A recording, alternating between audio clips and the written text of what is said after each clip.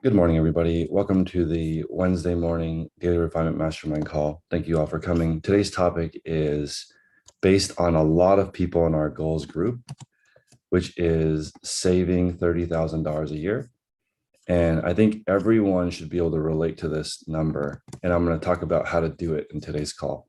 So people had mentioned they want to pay off credit card debt. Most people have less than $30,000 in credit card debt. Of course, student loans could be different, but let's just say you could pay off $30,000 worth of debt in a year. You could also put that towards your property, pay off your house sooner. You could save it. You could go on a insane vacation for 6 months if you wanted to, or it could be a 6-month emergency fund if you spend 5,000 a month. So how are we going to do this? So this is what I'm thinking. The goal is 100,000 gross. Okay, so 100,000 gross, let's say after tax, 70,000, right? 70,000, let's say you live on half your income, which is the normal rule for getting rich. Spend 35 grand a year, that's about 3K a month. It's a bit frugal, but spending 3K a month, save 3K a month at the end of the year, you've got 30,000 either to pay down debt or whatever. So 100K gross is number one. Number two, can you live on less than 3 grand a month? You can do that even in California. Anywhere you are, depending on your circumstances, you should be able to live under 3 grand a month, unless you have like medical bills or something that's out of the ordinary. So 100K, how do we do this? Now, the problem is anyone can do $300 profit one day. That's sort of the marker that we're aiming for. But I'm going to set the parameter at 20 times $15 a day. Okay. And I have some really good statistics for you guys today. So according to the Small Business Administration, 81% of businesses in the United States, there's 70 million businesses, 81% of them don't have any employees.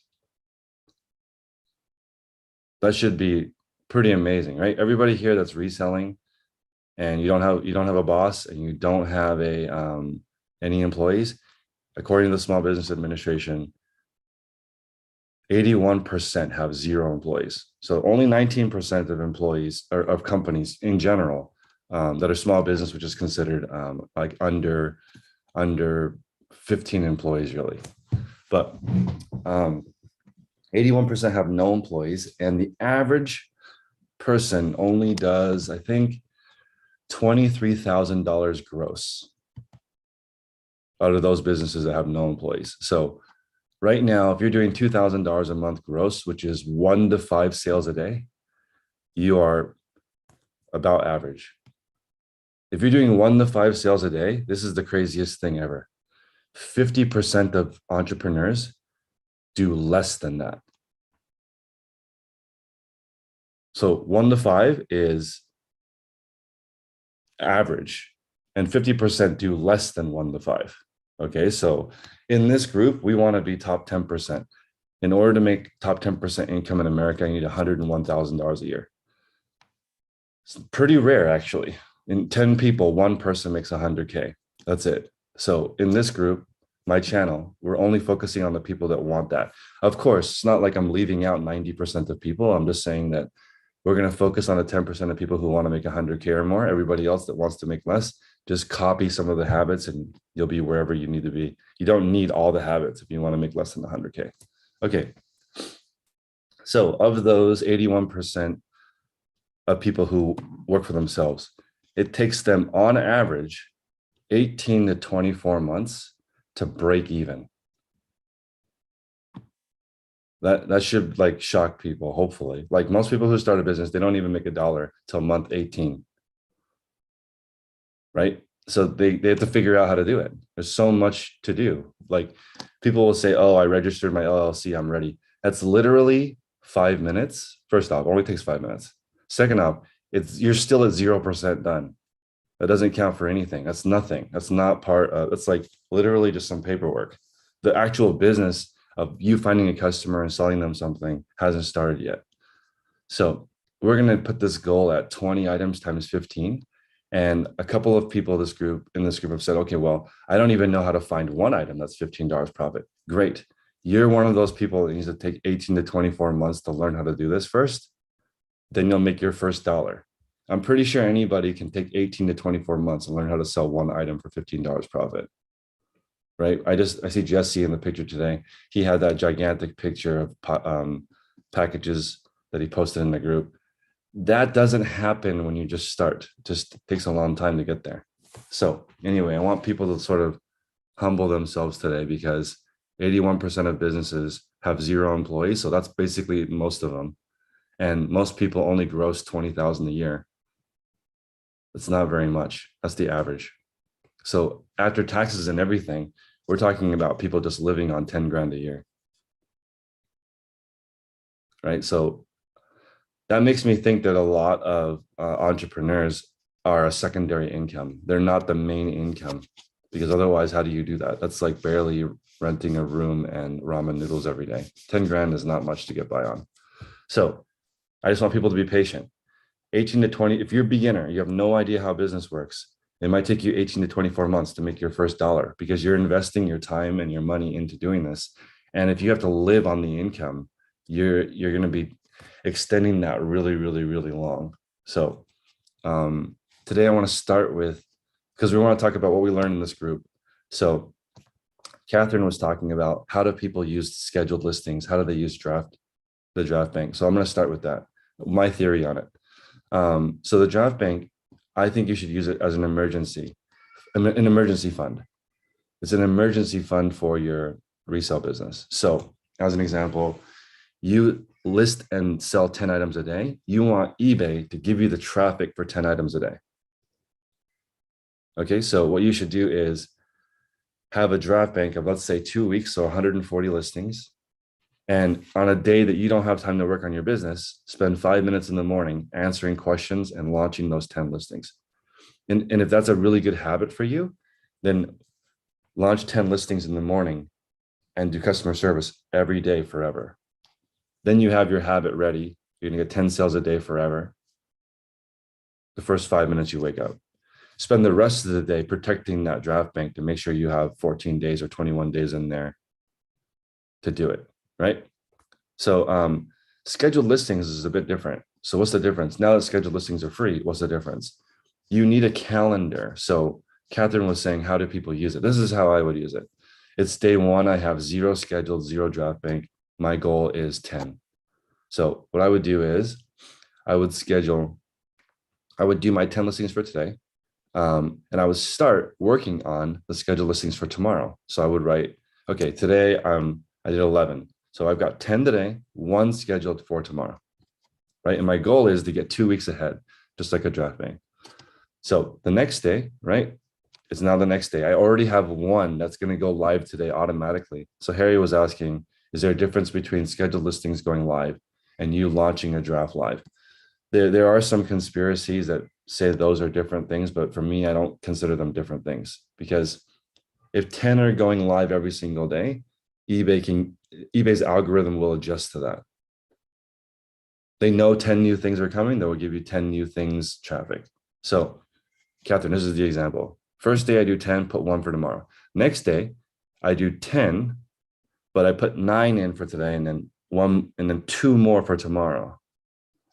Okay, so now I have, first day I have 0, second day I have 1, next day I have 2, and over time it grows until the next full day I have 10 listings already. So then when that day starts, you've already completed today, you're working on tomorrow. You just keep working on tomorrow until you're rich. That really is the key.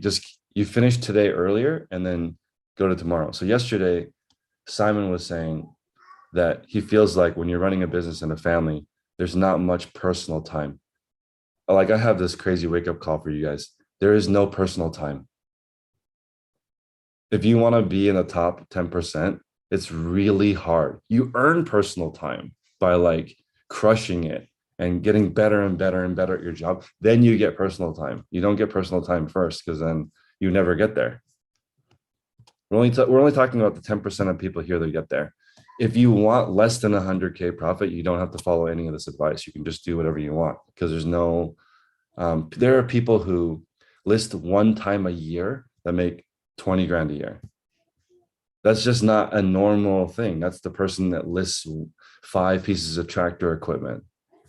That's not the same as people who want to do this for a living.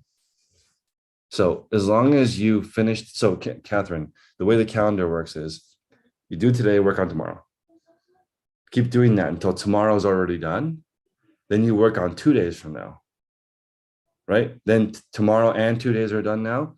3 days ahead now. And you just keep track on your calendar. And if you're in the habit of doing one more than your listing goal, you'll automatically have a draft bank and automatically grow. And then you keep working on tomorrow until literally Tech every year he gets 50 years ahead. It doesn't even make sense. At this point, it's just, he calls it running up the score. That's what it is. He's already won. It's just, he's just in the habit of running up the score. That's his habit. He's working on 52 years from now. That's how far ahead he is. So the draft bank is different. When you do the draft bank, you don't have to think about how many am I listing tomorrow. You can just throw it in the draft bank. If every morning you launch from the draft bank and your drafts don't get older than, let's say, 2 or 3 weeks, because we don't want to risk the pictures being deleted, then you can just draft and then launch in the morning. But if you want to do the scheduled listings, it's a bit more minute. You got to pay attention. Kate says, love working heads. So, okay, I learned something yesterday that really impacted me. Okay. The reason why I don't immediately get out of bed is because I don't know what I'm going to be doing. So it takes me a few minutes to figure out what I'm doing. That's what I'm doing in the morning when I wake up and I don't do anything the first 10 minutes. It's because I don't know what to do. I'm figuring out what to do. All I have to do tomorrow, there's always been an expiration date in the draft bank, by the way. They just didn't tell you. But anyway, I had to figure out what to do the first 10 minutes of the day when I wake up. If I already knew what to do, I would just wake up and start working immediately. I know, because when it's my turn to burp the baby and put the baby away, I don't sit there for 10 minutes. I got to get up immediately and do that because I know exactly what to do. So I think procrastination comes from not knowing the next step. I've learned that in this group a lot too. How come some people wake up and continue from yesterday? Because they know where they left off. Makes me want to be a bricklayer. Go to sleep, wake up, just start laying bricks again where you ended off last time. There's no thinking. Running an eBay business, you can think about if you have 3,000 items in your store and you're selling 30 a day at $10 profit, that is the recipe for what I just described earlier for 30 grand in the bank every year. Yeah, so that's what I've learned in the group. Consistency is everything. Work on tomorrow. There's nothing more you can learn in the group that's better than consistently doing a draft bank and working on tomorrow. Today, you already killed today. Working on tomorrow. Today was so easy. You have time to work on tomorrow. So there's a lady in the group that emailed me, and I will share this with you guys. I think it's a very cool concept. So right now, this is probably pretty normal. She's on eBay, Poshmark, and whatnot, and Mercari. So she's on 4 platforms. She wants to niche down from being all over the place into one niche and one platform. Okay, so she's asking me what to do. And so what I'm having her do is just starting in that one category and one niche on eBay. And then the other platform, she's going to slowly phase out. That's the current plan, because she says it can be very hard managing multiple platforms. And sometimes she gets defects because she doesn't end items on one platform and it double sells. She's asking for a reseller makeover, and she's local. So maybe I'll meet up with her and look at her, look at her situation, because already thinking about eBay, Poshmark, whatnot, and Mercari. Actually, she said it's affecting her mental health because she has stuff all over the place on different platforms. I agree.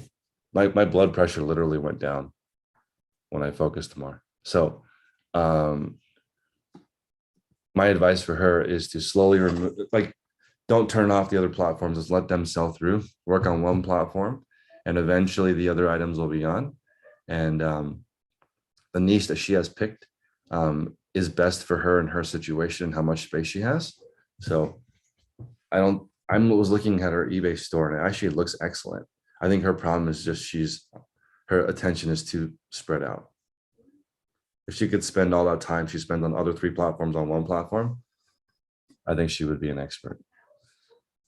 So I asked her to elaborate on her goals, and maybe this is something that you guys are doing as well. She wants to make a full-time income, replace her current job. She wants a self-supporting business and not having to rely on others for a paycheck. She calls this freedom. I'm not sure that is freedom in my opinion, but that is freedom from a boss.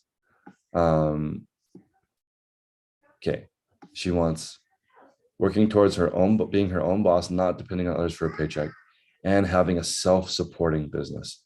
That's a great thing.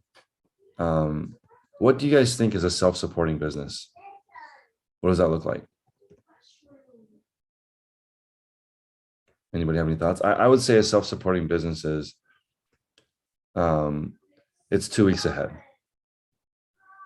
Your business could stop, something could happen to you for 2 weeks, and your business still continues to operate in the same manner.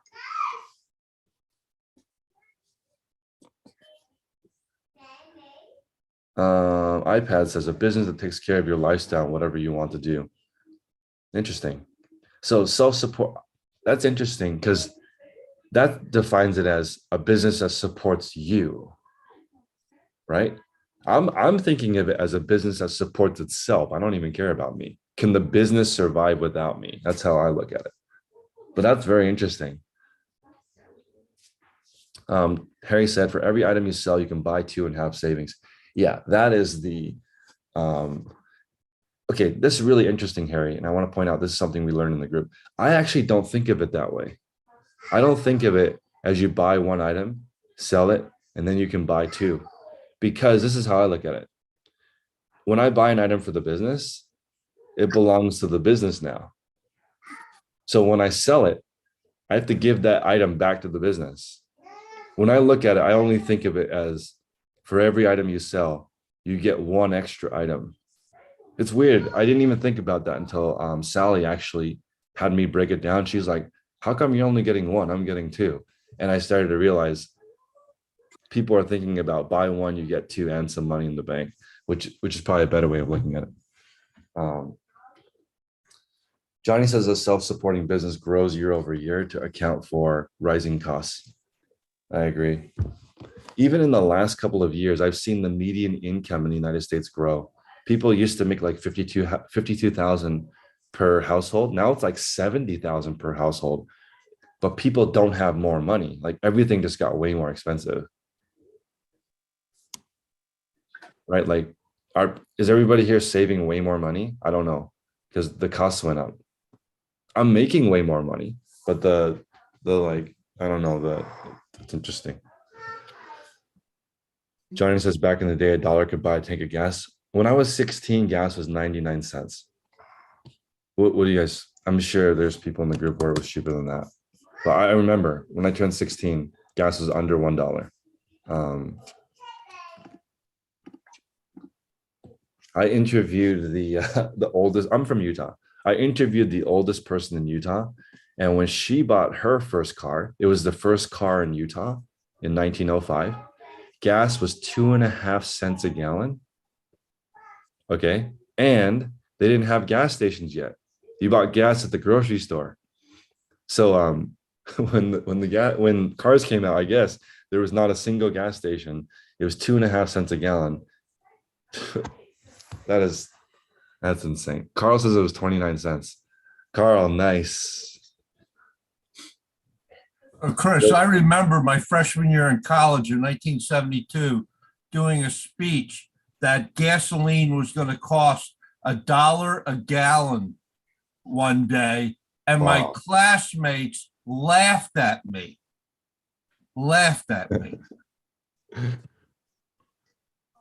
But yeah, but then in reality, I was making $1.60 an hour minimum wage. So, it's all in perspective too. You could buy 5 loaves of white bread when I stocked at the A&P, 5 loaves for $1. So Yeah, it's all perspective. Yeah. So, okay. Do you guys think of it when you're listing, like, okay, first item listing, this is my groceries. Because if you're making $15 profit per item, one a day is $450 a month. So you could probably get your grocery down to $450 per person. Can anybody in the group not do that for one person? $450. Anybody here spend more than $450 in groceries for just them, not your family, just you? I don't think so, right? Maybe. But $450 a person is insane. So today you list one item, that is now all your groceries. Second one, now your groceries for your family. Third one, car payment. 4 through 6, maybe your mortgage. Seventh one, your car payment. Eighth one, your insurance. Ninth one, your whatever. You guys think about it like that? Like if I list 2 more, I can cover my cell phone bill. If I list 1 more, I can do this. If I want freedom, I'm listing 5 more a day. Mike's at 700 for a family of 4. Josie is 250 for 2. That is ridiculously cheap, Josie. That sounds like rice and beans. That's cheap. Nancy remembers a gas station opening at 19 cents a gallon. Yeah, I remember. But gas went down to a dollar during the pandemic too. Very interesting. So the group has really changed my perspective on what people are doing and how early they're getting done. So one more thought to what Harry was saying, and everybody was talking about drop bank this morning. So we work on tomorrow until you're rich, right? That's the concept. It's the same with your day. You want to get your day done earlier and earlier and earlier and earlier, so you have time to work on other things. We don't have Aldi in Northern California, but there's Aldi in Southern California. Kate, what's up? Hi, Chris. I've got a question on like your initial opening thing of saving 30K. Yep. And I was just applying it to my store. And I have a question of the best way of working with existing inventory that I already have. So, for example, I've got currently 1,200 items in stock, and I am selling 600 every 90 days. Well, currently, I don't know if it's every. And I'm just wondering, like, I'm doing the markdowns. I am reworking old listings. I'm doing coupons. Is there anything else that I could be doing to increase my sell-through?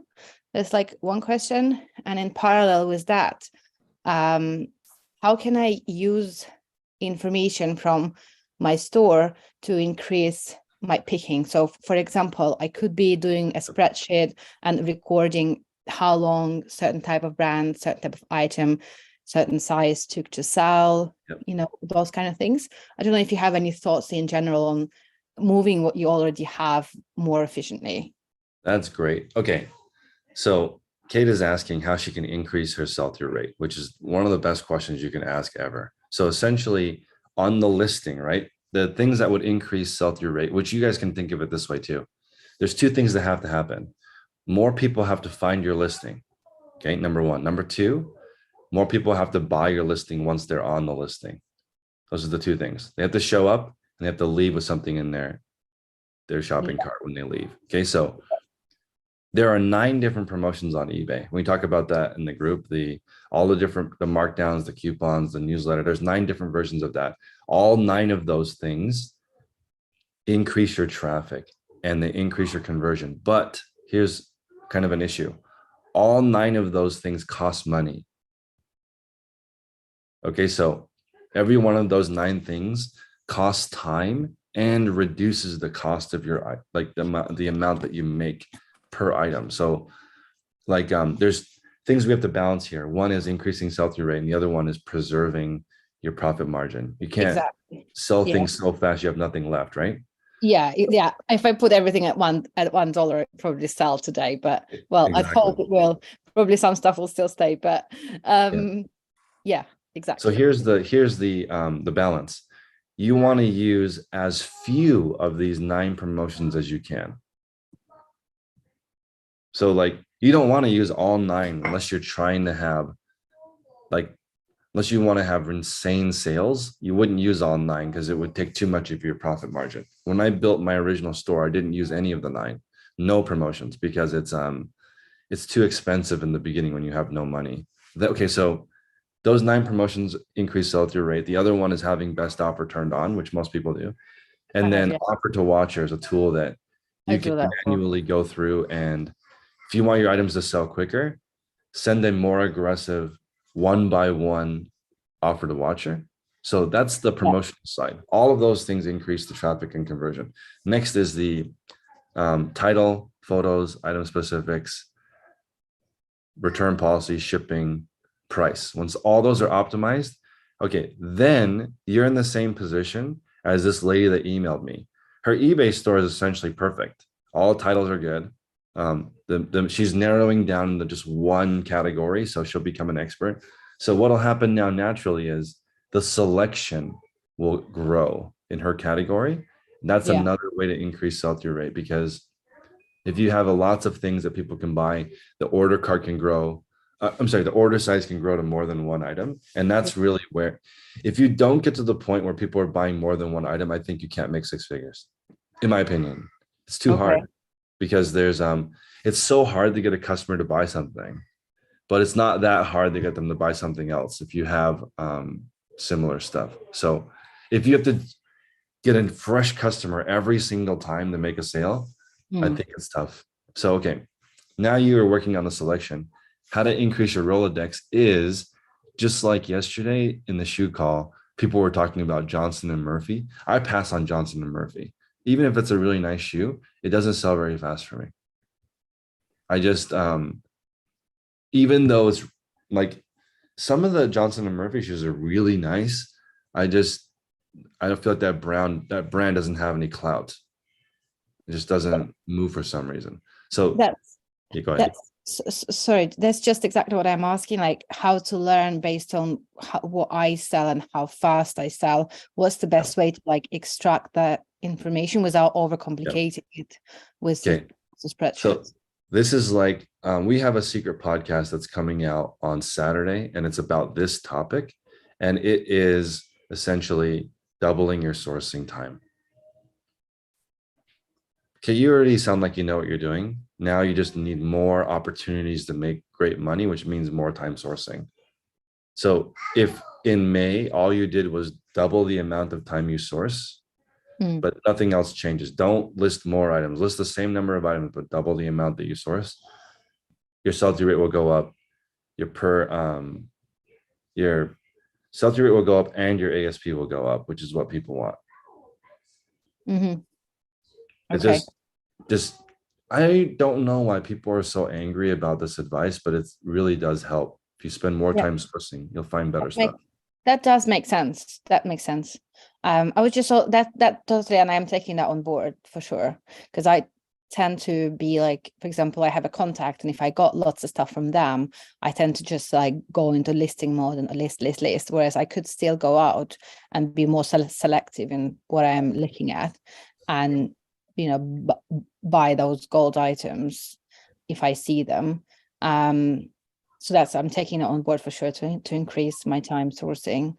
I was just wondering, like, if there's anything I could do to, like, I guess aside of manually looking at my solds and like seeing how fast it's sold, if anyone's doing anything like clever around that, to like look at some kind of report of how long, for example, certain brands, certain type of item was selling. I don't know, like if there's any way to be a bit more data driven in my decisions based on what I'm selling and how long it takes. I've spent my entire life figuring out that being clever doesn't work. It doesn't work. There's no I love your spreadsheet. It doesn't work. There's no smarter way to gain experience other than just you source more than other people, so you get luckier more often. I don't like that's why I asked Tech how much money he spent on Bolo lists, and he said zero. Yeah, yeah. It's funny because I guess the clever way to do it would be to not have any distractions. Because if you could focus, like I think we might add this to the morning call. Maybe we'll spend 10 minutes researching every day to get people into that habit, Mm.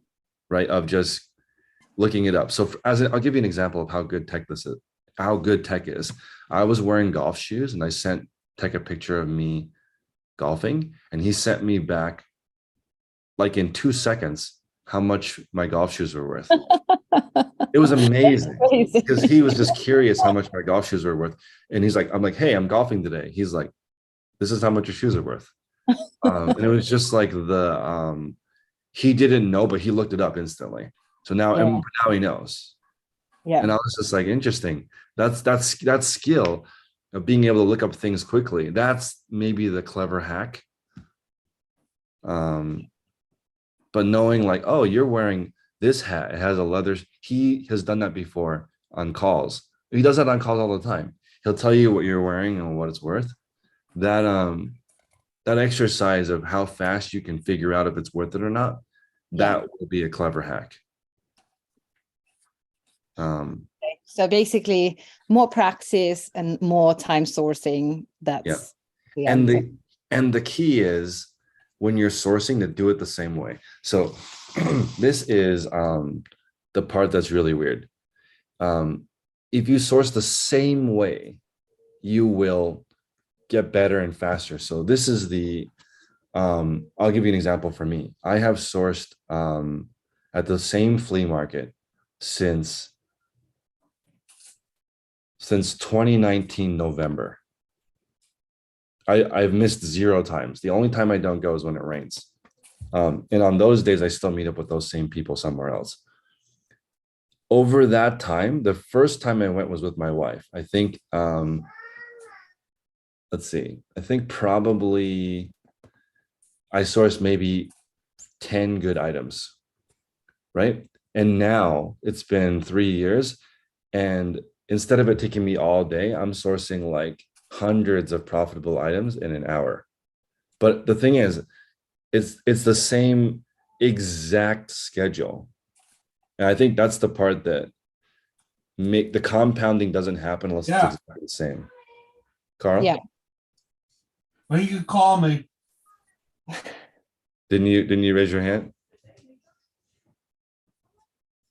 No, Carl. I think he's talking to someone else. Yeah, but I just think over time it's become more and more and more and more efficient, and like I don't have the vision that tech has, but it's gotten better. I can't see in the dark like him, but I think that over time it's gotten way better. I can recognize most brands without the logo. Yeah. So it's just taking time, and then I don't know. I think that the time is actually looking through each individual piece. That's the key. Yeah, I've been looking also through my old stuff, and like I think you said that in one of the calls before, asking yourself a question of like why this didn't sell, like why no one wants this thing. And a lot of times for me, my earlier items are just crazily overpriced. They just are, and that's why nobody wants it. So I'm amending the prices as I go, and amending and the titles are bizarre because I would sell similar from someone else that had a bizarre title, and my title would be equally bizarre. So yeah, that's hopefully is going to also help. The other question I had, if that's okay, and unless someone else has got questions, I'm happy to. So I'm also trying to simplify things, the way I do things. And one of the processes that I have currently is when I list an item on eBay, I also track it in like an inventory spreadsheet. And I put in there like how much I bought it for, when I'm listing it, what's the SKU number and what's the item. And that kind of gives me some kind of peace of mind that it's tracked somewhere else apart from eBay.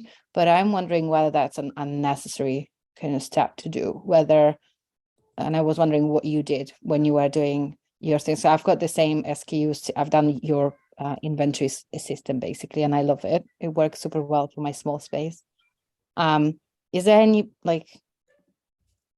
risk in not having an inventory spreadsheet and just keeping everything on eBay with SKU numbers there? There's no risk in using eBay as your inventory system. However, the only reason it would be a waste of time is if you don't review it. If So you were to make, go ahead. I basically track sold items on that spreadsheet.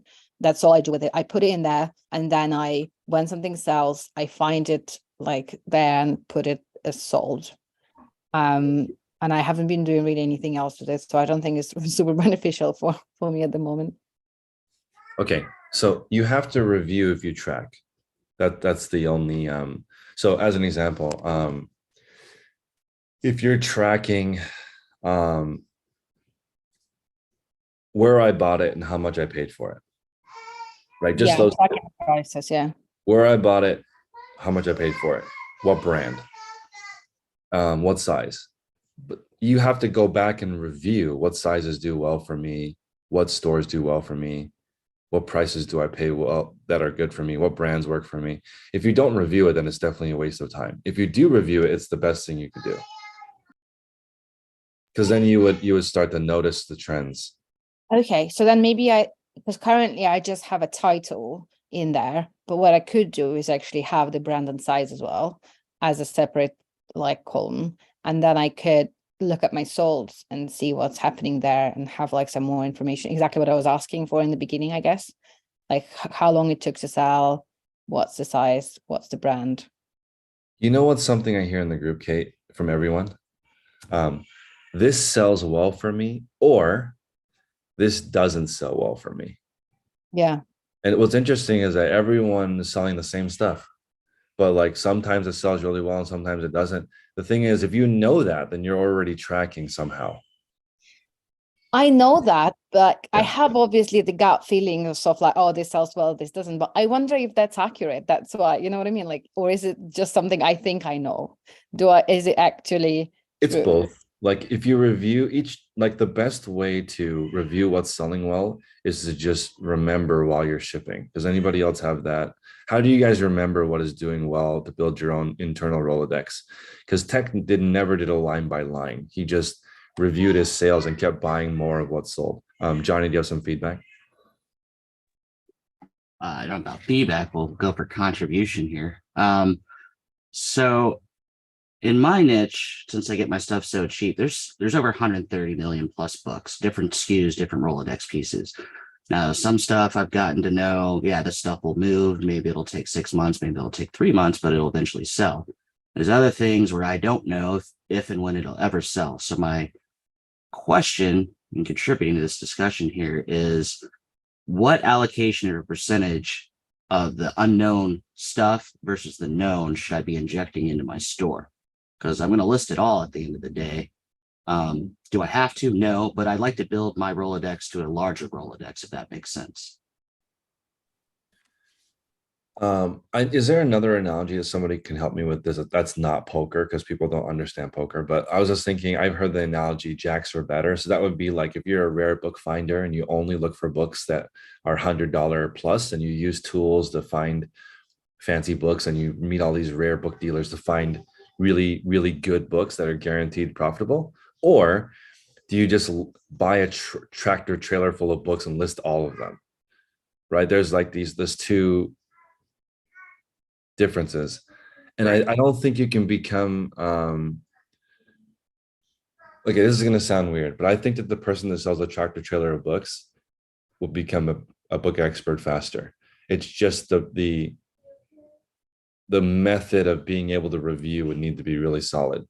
That's a really hard